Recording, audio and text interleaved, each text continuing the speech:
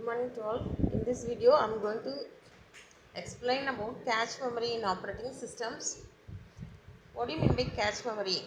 It is based on the idea that the system can use a small amount of expensive high-speed memory. It is an small amount of memory. Well, compared to memory, it is small but it is faster than main memory.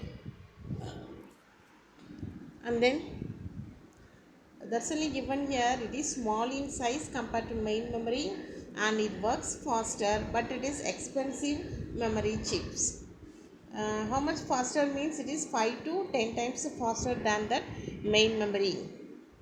Using this memory, CPU can perform its operations as fast.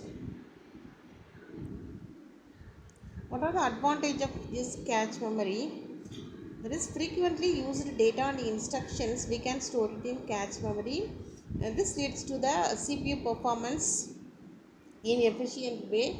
And then memory access time is reduced because every time we are not going and searching in main memory.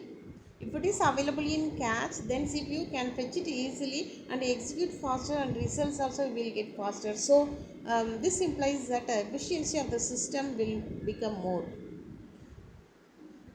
So these are the advantages. Also, CPU can execute instructions faster. That's only given here. So everything is fast means then it will improve the performance of that computer system. So in the upcoming slide, we will see that what are the memories we are using in the computer system. Main memory and secondary storage, as well as some of the registers we are using to store that instructions while processing. Okay, that's only given here.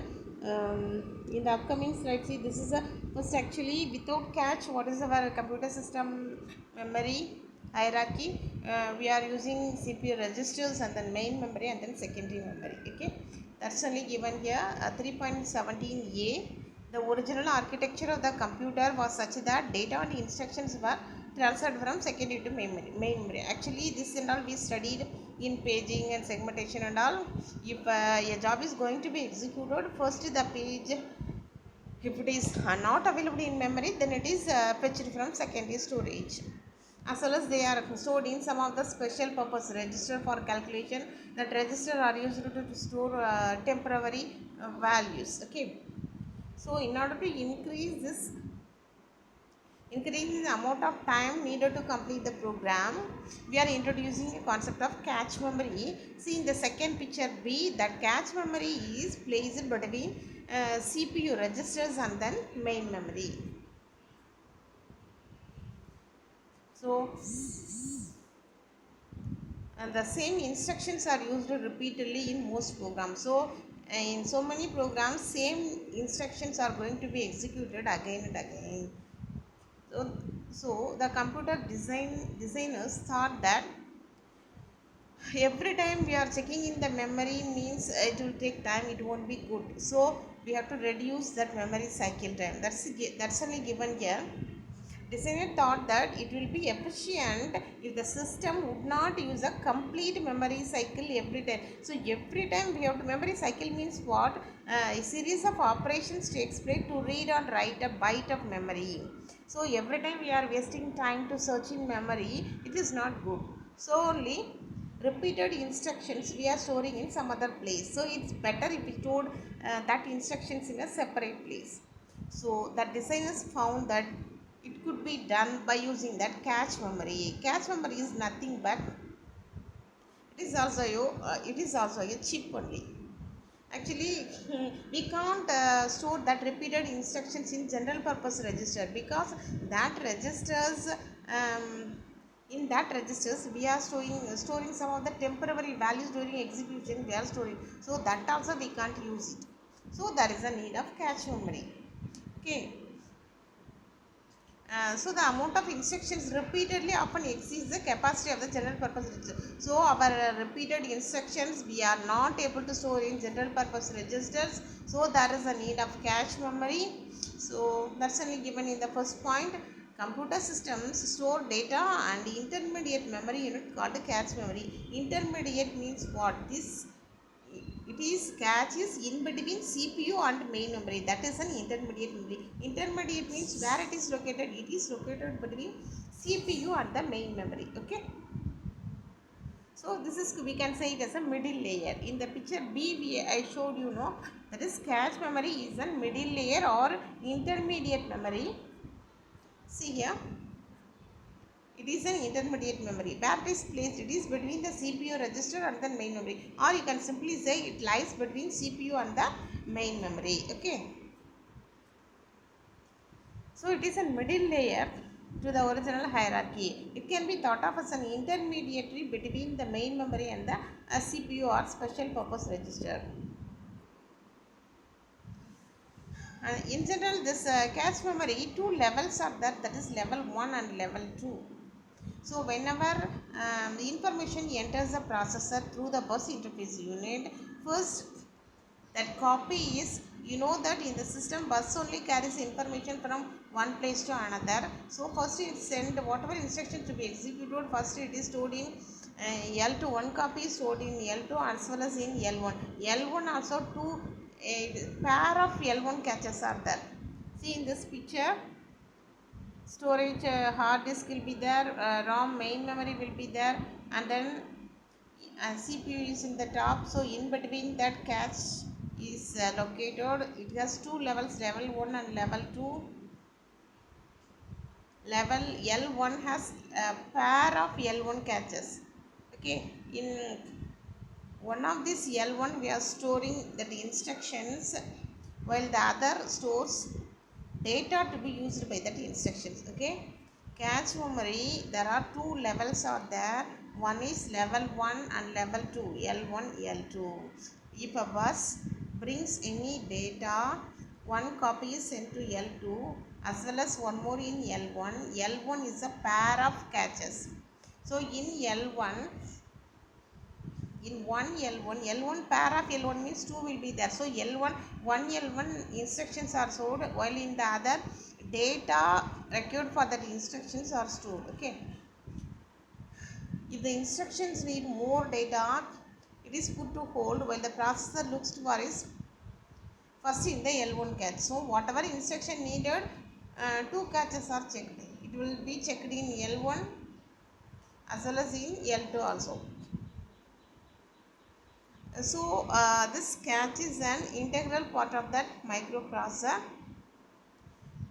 Well, compared to data movement, moving data from memory to CPU is slow, while compared to CPU to cache. Every CPU can fetch instructions very faster from this cache while compared to main memory. So only efficiently will improve if we introduce that cache memory. Okay. So here we will do some of the comparisons between cache memory and main memory. To understand the relationship between main memory and the cache memory, here they are giving one example. Consider as a web. Web is, they are comparing with that main memory. You know, web, it contains a huge millions of so many number of instructions we are storing in web. And you know what is the concept of bookmark? Bookmark means some of the favorite websites, which are the websites are more favorable, which you like most, which you want to use frequently, only we are storing in bookmark file. So this bookmark file is equal to our cache memory, and the main memory they are considered as a web. They are simply given an example for understanding purpose. So if the main memory is a web and cache memory is our, like our bookmark, then think about the speed. Instead of searching to the whole web and finding your website, instead of that, if we are having some of the favorite website, from that we are storing, no, cache is like our bookmark and main memory is our web. Then you think about like how we can retrieve our web pages. Okay. That's only given here. Then our bookmark file is small and may contain only 0.401% of all the addresses in the web. So in favorite websites means we are some of the website only favorable for us, that only we are stored. That so that is like a cache memory. So, and we will visit that websites. Which websites we will visit frequently? That is bookmark file we will visit frequently than compared to main memory. If it is not available, then bookmark. If any website is not available, then only we will go to that website. No, same like this here. If it is not available in cache, then we are going to main memory and retrieving the pages, and retrieving in that bookmark is very fast. Same like this, retrieving from cache is very fast. Okay, so they are comparing. So what is the working principle of this cache? Movement of data and the instructions from main memory to cache. Here we are using the same method like paging algorithms. You know, memory is divided into page frames, so that division is called as a page frame. Here cache is called as a division of cache is called as a slots. So whenever the CPU requests any instructions or data from location memory, first they are transferred from main memory to cache memory, and then they are stored in one of the slots. For now the CPU requests any information, first cache is accessed first. If it is available in the cache, then there is a no need of searching in memory. Okay. So we will see the algorithm. In that algorithm, it will be more complicated if there is not free slots are available, but then where we have to store that instructions. And we know that memory size of that cache is also very small. So what to do in that situations? So in that situations, the system uses an block replacement policy, which is same as of that page replacement algorithm. Least recently used algorithms and all we are using to swap that slots. Okay, to swap that pages. Here you will see the algorithm, main memory transfer algorithm. Here first the CPU puts the address of the memory location in the memory address register, which which are the instruction needed, that corresponding address CPU provides, and it requests for the data and instructions. So what are the instruction needed? First, where it will be checked? It is checked in that cache only.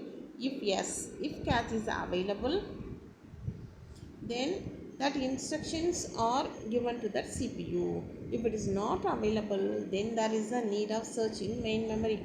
Access main memory for a block containing the required address. Allocate the free cache slot to that block. So the instructions is not in cache, two things are happening.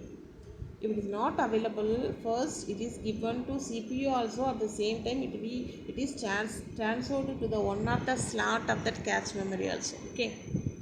And then while designing that cache memory, what are the things to be considered? One is the cache size. Cache size means having any cache, even a small one. So cache is small, but it improves the system's performance very fast. And then block size, if number of block is more, then there will be references also more. So replacement is better if you use an least recently used algorithms and all we can use, like in paging we are using, no. So that's given here. Suppose if the cache memory all the slots are full, we can use LRU algorithm to replace that blocks. And then rewrite policy. So if the contents are changed, this is concept and all you know already. If the content are changed in that secondary memory, then what we will do, the same changes must be reflected in main memory content also. So that same concept also given here. Rewrite policy, when the content of the block in cache are changed, that will be written in the main memory also. Okay. Otherwise inconsistent will occur. Okay. And then next, so what is the optimal selection of cache size and replacement algorithm? it can result 80-90 percentage of all the records being in the cache, making for a very efficient memory system. So what is the use of this cache memory concept means it will improve that efficient use of memory. Okay, this leads to efficient use of memory as well as the overall performance of the system. And next concept is what is the cache hit ratio. Hit means what? From the name itself, and before we saw no page hit and page fault. Hit means what? If it is available, it is hit. If it is not there, we have to bring it to secondary to main memory. Same like this here, cache hit. Cache, if it is available in cache, then it is called as a cache hit. Okay, now you will see the formula. Hit ratio, that means our request is, for example, 10 request, in that 6 only we found in cache. Then what is the hit ratio formula? Hit ratio equal to number of requests found in the cache divided by total number of results into 100. For example, if given here, if the total number of requests 10 and we found is 6, so hit ratio equal to 6 by 10 into 100 equal to 60 percentage. And then what's the formula for average memory access time, which is equal to cache average cache access time plus 1 minus h into main memory access time. Okay, now consider average cache access time equal to 200 nanoseconds and then main memory access time equal to 1000. This 1 minus h value is hit ratio. In the previous slide 60 percentage, now 60 percentage means what? 0.60. Okay, so that and all you substitute here. So average cache access time plus, that is 200 plus 1 minus hit ratio 60 percentage means 0.60 into 100, so equal to 200 plus 1 minus 0.6 equal to 0.40. 0.4 into 1000 you will get 400. So add this 200 plus 400, 600 nanoseconds, which is an average memory access time. Okay, thank you students.